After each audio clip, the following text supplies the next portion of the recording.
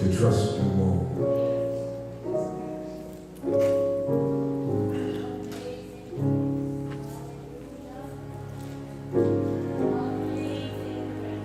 When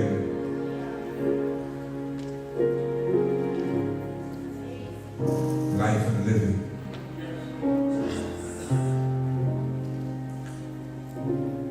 present us with challenges,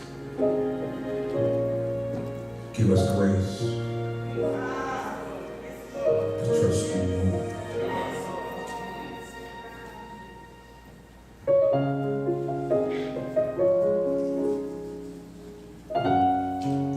Thank you, God, for the precious promises of your word.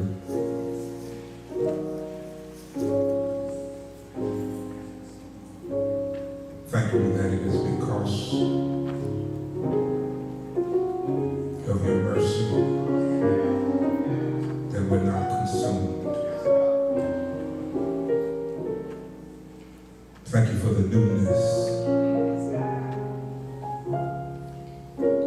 of grace and mercy each day. Now, we have embarked on this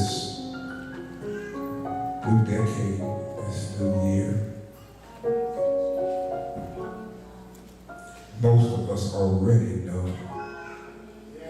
that challenges will come. But give us grace to trust you more.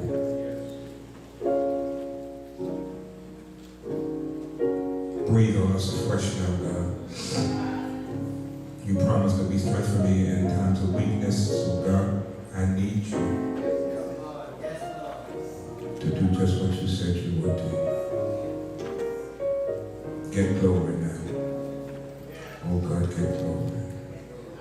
In Jesus' name, amen. The book of Lamentations, chapter 3.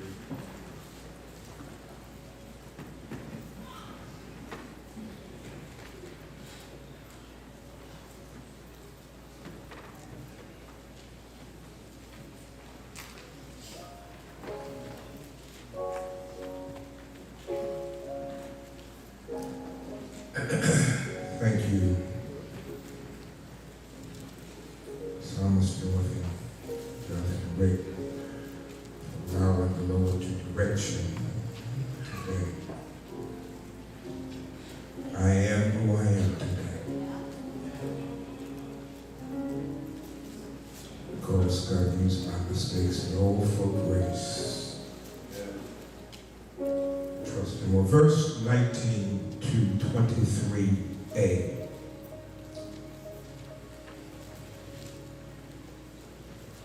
Lamentations 3, verse 19, stopping at the first part of verse 23. Read aloud with me. Remembering my affliction and my misery, the wormwood and the gall, my soul hath instilled in remembrance, and is humbled in me. This I recall to my mind, therefore have I hope.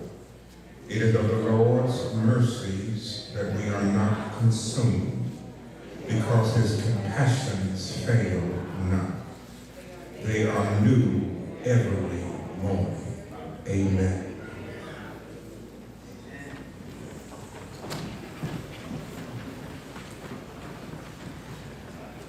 Give you a preview on Tuesday night. Thought remains the same. I am sticking with God. Yeah. Today is the 5th day of this first month, and so we celebrate God for his grace. Oh, for grace to trust him more. And so on this Lord's Day, I want us to continue considering, as we did on last year, the value of changing what we see, hinged on understanding that God can still and does still change the human heart and mind. As we look at this text today, I want us to observe the power that is in this kind of transformation. It is demonstrated so clearly in the life of the prophet Jeremiah. Those who were present today in the Sunday school have already been invited to look at the power of transformation. We saw it today with the disciple called Levi or Matthew in the ministry of Jesus. We saw that it was then and is now the passion of God and the will of God that we allow him to cause us to change what we see. And in changing what we see, to have him work on our heart and on our mind. So, I need you to participate today. Let's start on this first Sunday, even before we get to the Lord's table, at reaffirming our commitment to God's transformative power in the year of restoration and reclamation. Let's make a commitment both to God and to one another. For those who can and will, stand with me.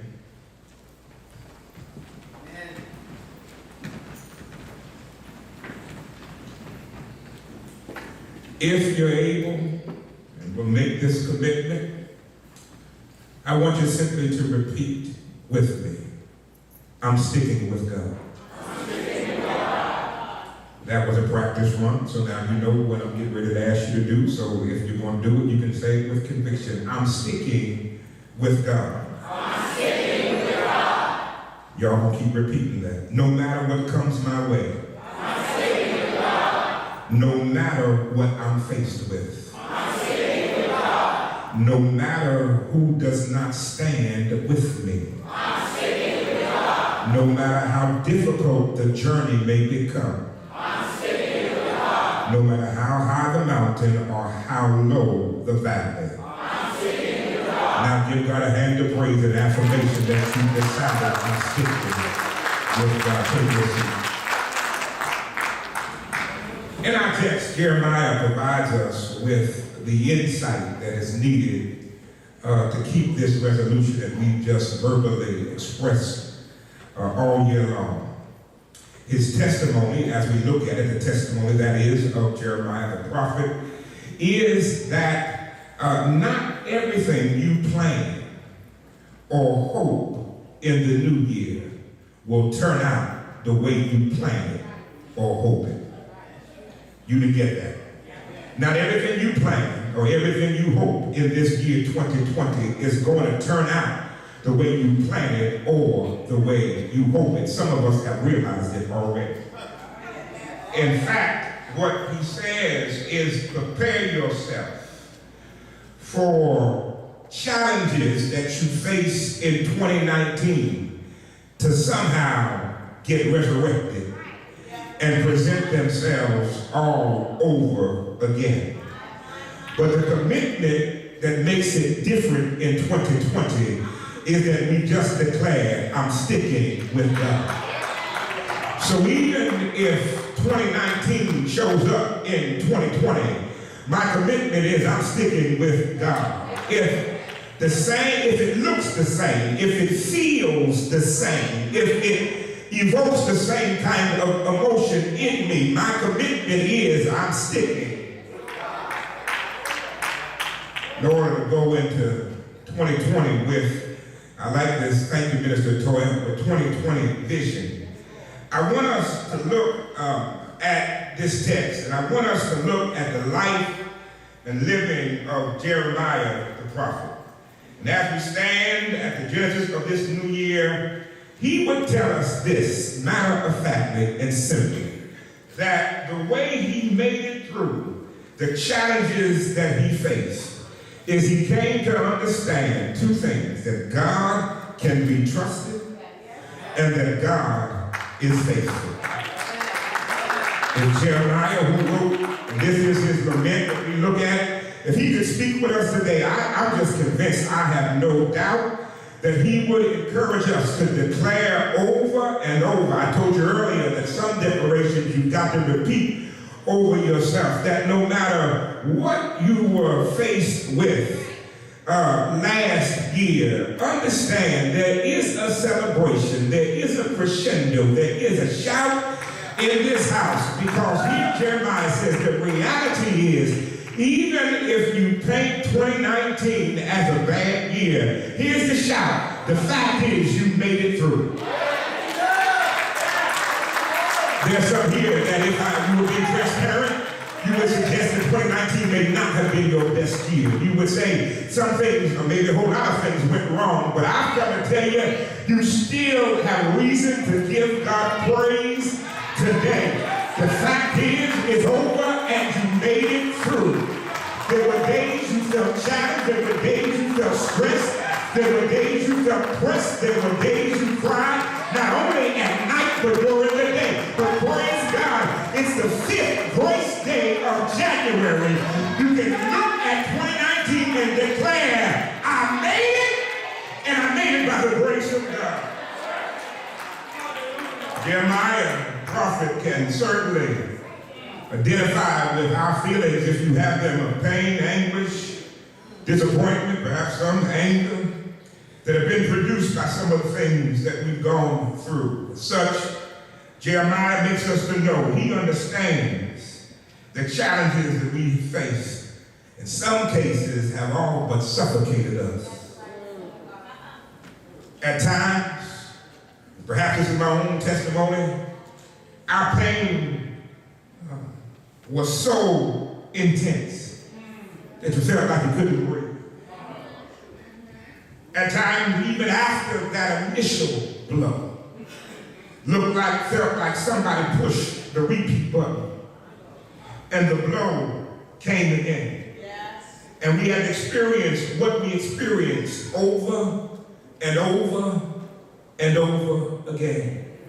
And so I looked for something to help me to have a better outlook in 2020.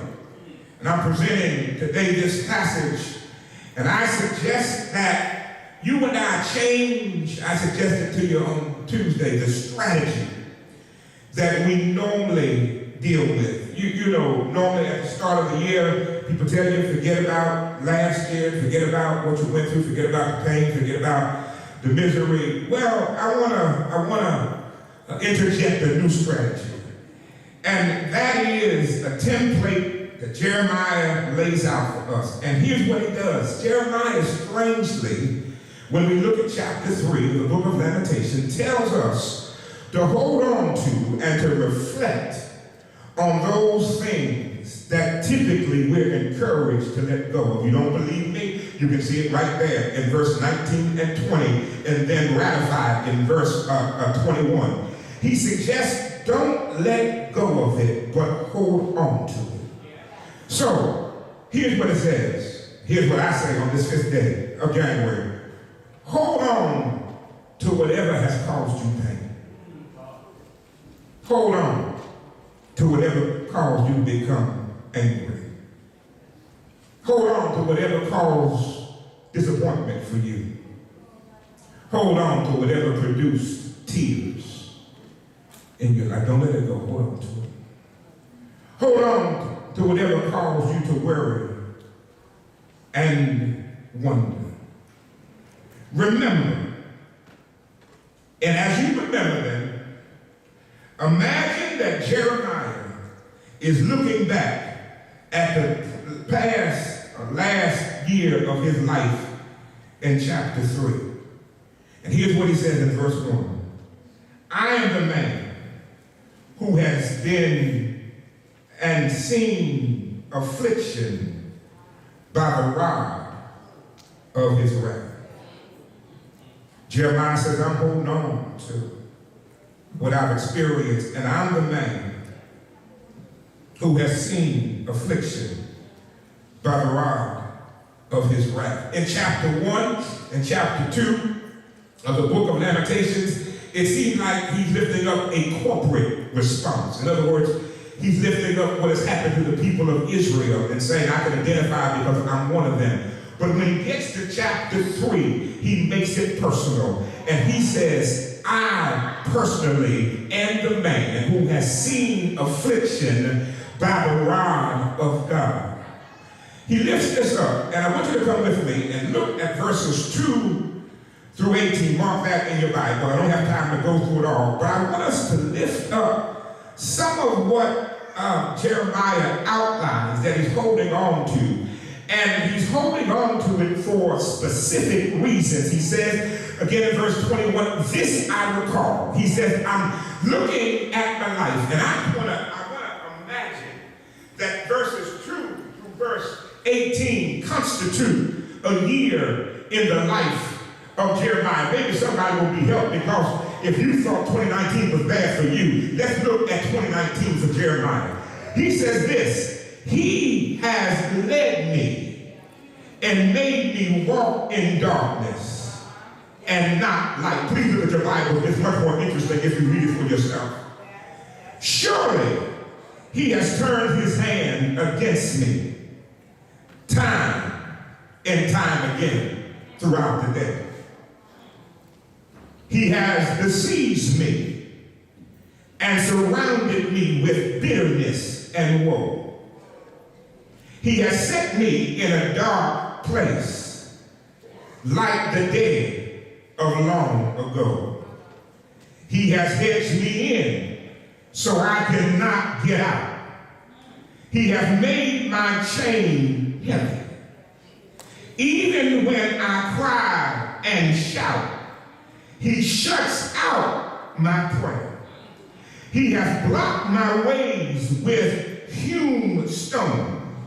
He has made my path crooked.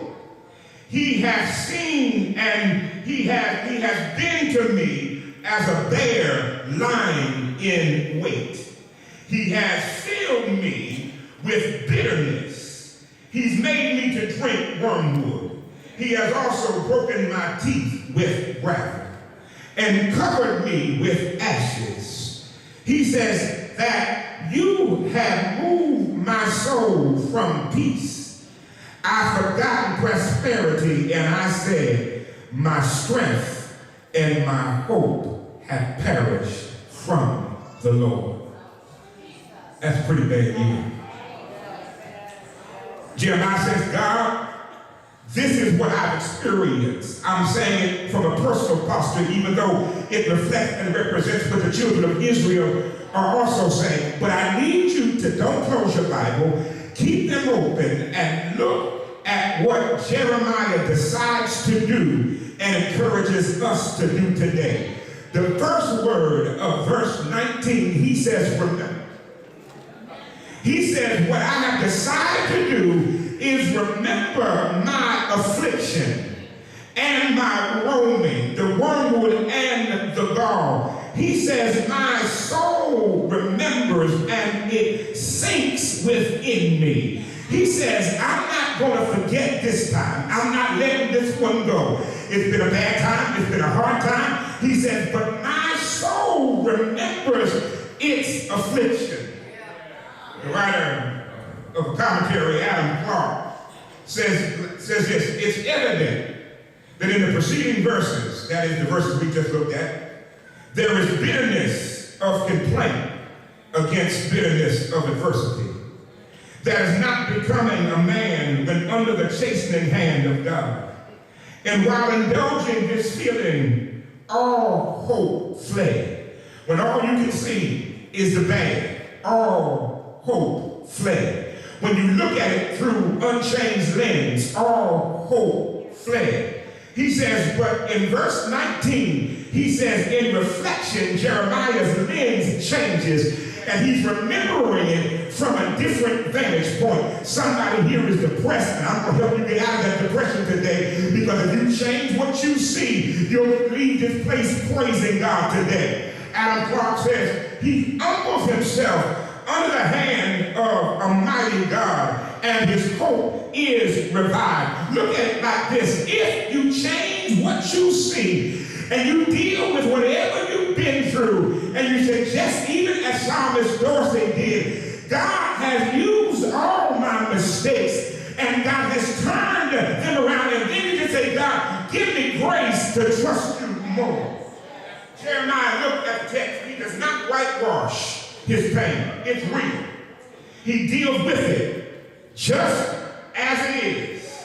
But he comes to the conclusion that he went through all he went through so that God could get him to the bottom. I look at this text, I wrestled with this text, and I looked at verse 20 again, and it suggests that he sank. Look at it. It says, he remembers and sinks within me. He suggested God allowed me to go through what I went through so that I would reach the bottom. He said that I needed to reach the bottom because at the bottom I begin to look up. Wow. Somebody please understand your pain, your hurt, your calamity, your misfortune, your disaster, your melancholy. God has allowed you to go through what you've gone through because he needed to get you to a place where you would turn your attention away from others and turn your attention to him. I'm trying to help somebody. I'm helping myself as I preach this thing. God will allow some things to happen just because he says, I'm a jealous God, and thou shalt have nobody else before me. He'll let you sink to the bottom, because at the bottom, I'm not looking for nobody but God to help me.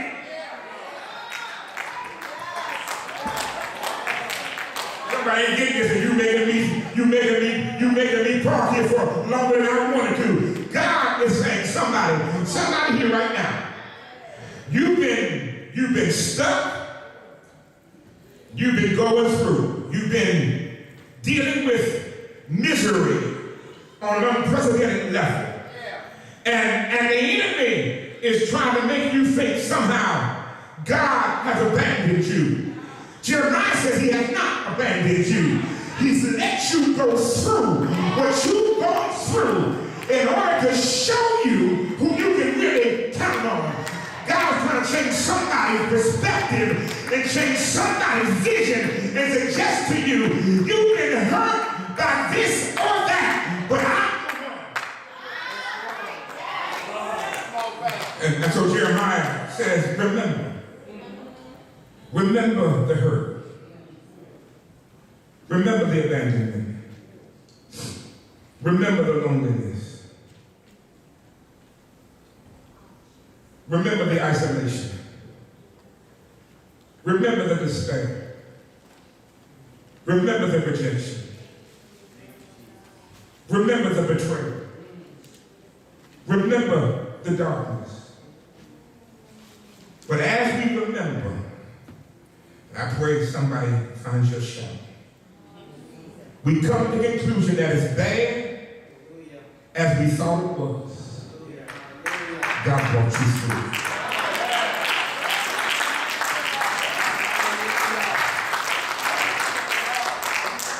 Listen, forgetting, as we've been prompted to do in years past, it blurs the fact that God's hand brought you through. I don't need to forget in 2020. I need to remember what God has done. Because what God did for me then, when it hits now, I need to not panic, but I need to remain calm and say, God, do it again. In fact, I need to be able to make myself available and say,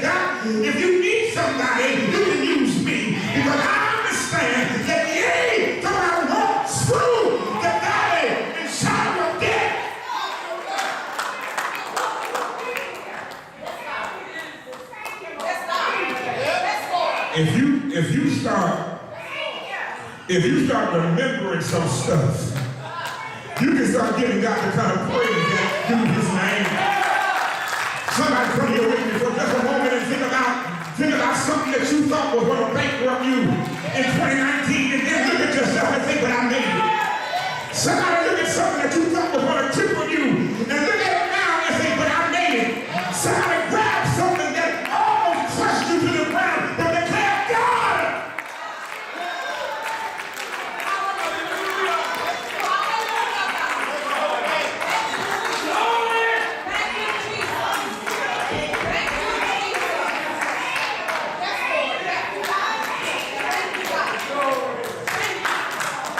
Too many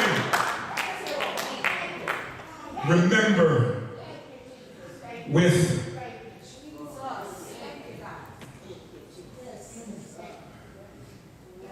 incarcerating tendencies. I didn't say look back and get depressed. Because some folk rehearse stuff with an air toward misery.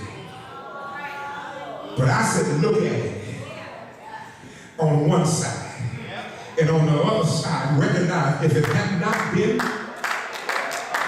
for the grace of God, what's on this scale would have crushed me. But thank God he is a very present help. Thank God he is a faithful God. Thank God he walks with me. Thank God he talks with me. I'm looking at this thing on this side, but I'm looking at God on the other side, and hallelujah, thank God. He said, I changed. Now, so I got to stick something this first Sunday. He says in verse 21, and I'll get as far as I can go and come back next time. Please look at it. This I recall to my mind. Somebody should be asking the question, what's with this? I just told you. All of the stuff from verse 2 through 18, this, the bad stuff. This, the painful stuff. This, the hurtful stuff. This, the stuff that made you cry. This, the stuff that almost made you walk away. This, all the stuff that you looked at and wished it had never happened. This, y'all not getting it. I recall in my mind, and look at how crazy Jeremiah sounds. I look at it, and I have hope.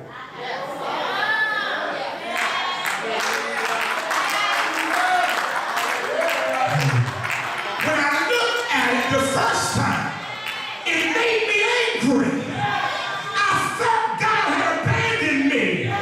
But this I recall. And now,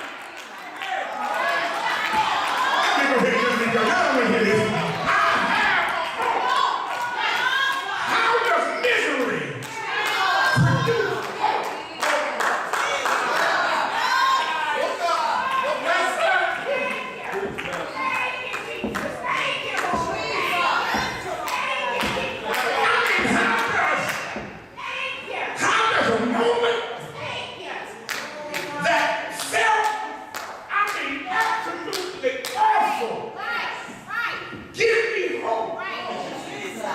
Makes sense, Jeremiah.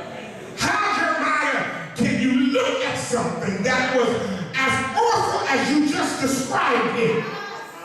You said God let you in darkness and not light. You said God was like a bear waiting to jump on you. How can that?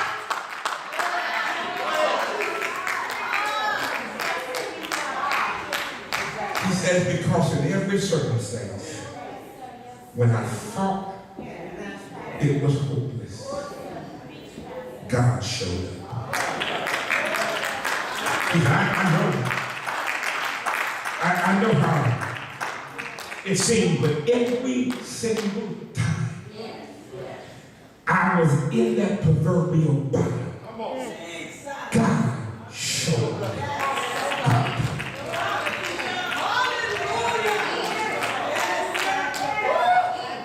One more time, I would really walk with you through this whole book, Jeremiah, I believe, is saying, here's what came to mind. He said, I became tired to the point, maybe somebody can relate to this. It's in the 20th chapter of Jeremiah. He said, to the point where I tried to get out of the ministry. He said, I have been preaching for 50 years. And if you read the record of Jeremiah, in 50 years, there is not one single convert. Y'all missing this thing.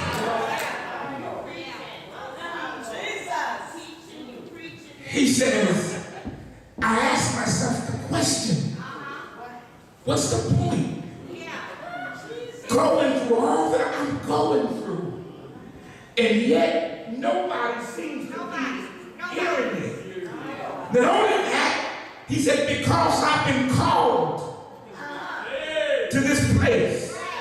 God told me I couldn't even take a wife. He forbade me to marry. And yet after 50 years of preaching, nobody shows an interest. He says, at this point in my life, it was a pitiful time. But he says in chapter 20, when I was in this low point, God showed up. And he says, I'm sticking with God. I'm sticking with God because no matter how low I've gone, God has proven himself faithful. He said in the 139th Psalm, there is no place I can go where he won't go. So as long as I go, I never leave God, and God never leaves me. Wherever I am, if I take wings and fly to heaven, behold, thou art there.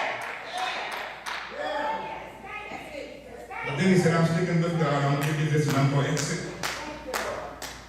He said, because what I've discovered in the midst of my searching is that the Lord, it's because of the Lord's mercy that we are not consumed. Because his compassions fail not. When you get a chance, look what Jeremiah says. I'm sticking with it's in chapter 32. He said, because I'm remembering that God not only didn't give me any converts, he said, but King Zedekiah hated my preaching so much until he put me in a dungeon. Hadn't committed no crime, but I was in a dungeon. I was there for preaching. He says, and in the dungeon, I thought God has truly left me. But while I was there, a sermon I preached came to life. I told Zedekiah that if Israel, particularly Judah, did not repent and begin to give God the praise due his name, that foreign power is going to come and take them out. He said, when I was in that dungeon, the Babylonians showed up. And the Babylonians took Israel into bondage. He says, and countless people were killed. He says, but I was saved alive. Jeremiah talked to me. I'm in the dungeon for preaching. The Babylonians come, and people who are not in jail, not in the dungeon, are killed. But providentially, I'm in the dungeon.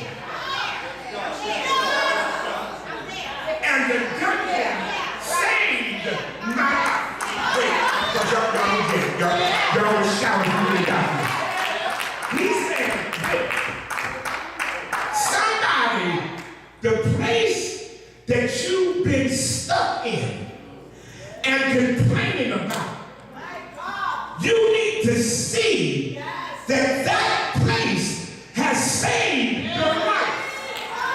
That's your dungeon. And God put you in the dungeon to keep you alive from the Babylonians.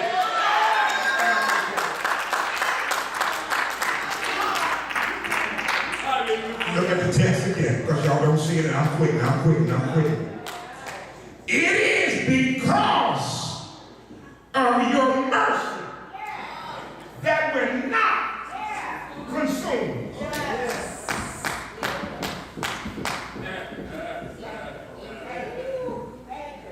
I wish somebody right about now could just lift your voice and say, God, I thank you for my dungeon. Thank you for my dungeon. God, I'm sorry, I complained about my dungeon. God, it's been dark. It's been lonely, but God, thank you for my dungeon. Because God, if it hadn't been for my dungeon, the enemy would have taken my life. If it hadn't been for my dungeon, I would no longer be here. Somebody not yet. And I'm sorry, maybe you can ask your neighbor when you leave and they can help preach it better than I can.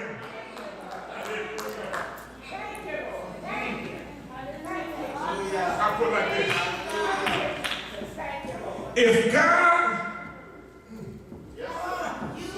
had allowed some of the things that we planned,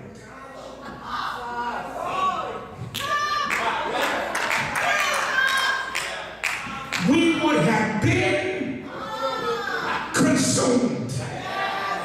Some of the bright ideas we came up with, some of the nagging thoughts that made us toss and turn at night, but God wouldn't let us do what we thought we wanted to do if God had let me do it.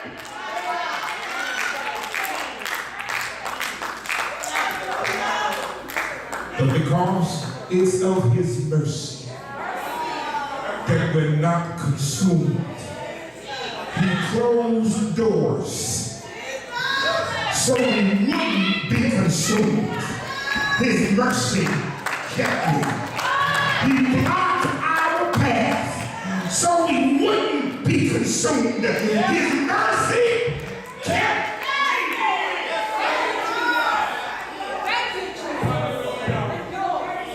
God put some stumbling blocks. Okay, this ain't your testimony, but it is mine. In my way, His mercy.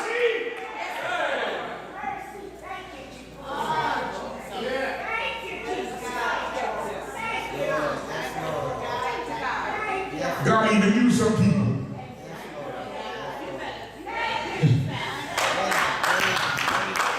So I wouldn't be consumed. Thank you for your love, God. Thank you for loving me so much to put me in a specialized dungeon. Thank you for loving me so much for blocking my way. It's because of His mercy. His mercy.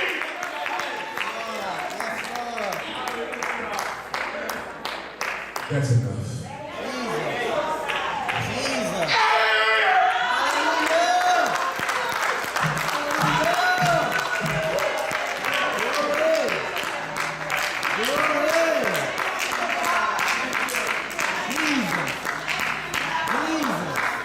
Listen.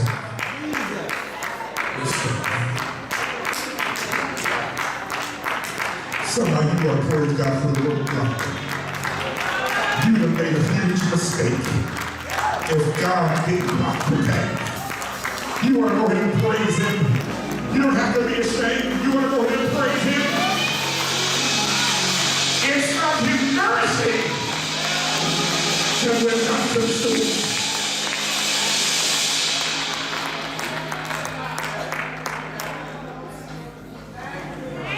I'm not going to give you no more today, but I'm going to give you this, and we're going to start next week. Keep reading. The text says, for those of y'all who got it, the text says, this I recall. because his mercies that were not consumed, they are new every. Yes, Lord. Yes, Lord. Hallelujah. Hallelujah. I'm not living off of yesterday's mercy. I got new mercy today. Praise God, new mercy, new situation, new power, new strength, new vitality, new vigor. I got even a new praise because God gave me new mercy today. I got through this world, got new mercy. I'm sorry because of new mercy. I'm living my best life because of new mercy.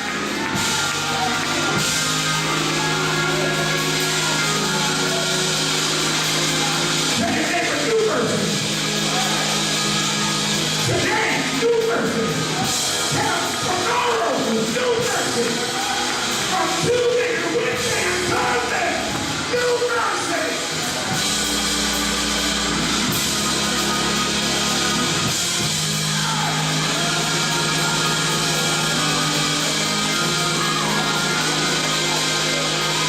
Tell somebody never would have made it.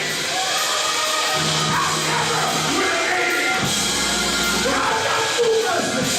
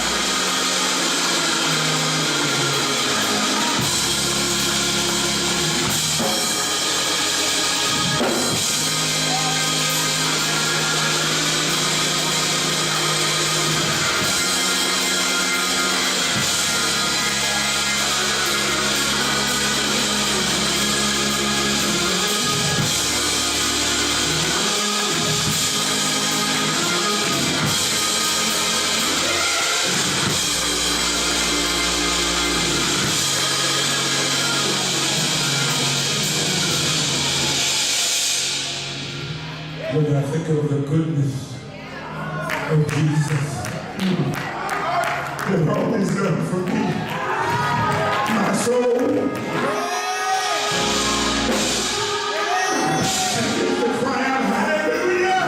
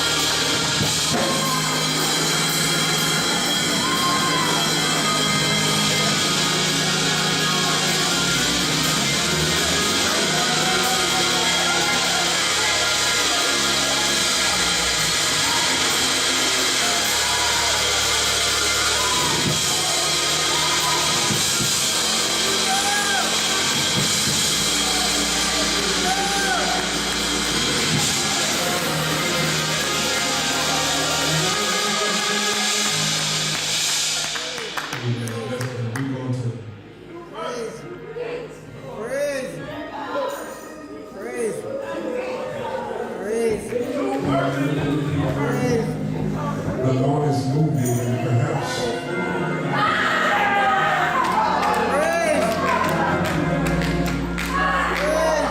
as the shade has moved, there are others who are compelled to obey the voice of God because you decided you're sticking with God. If you've never been baptized and you're here, your place is at the altar.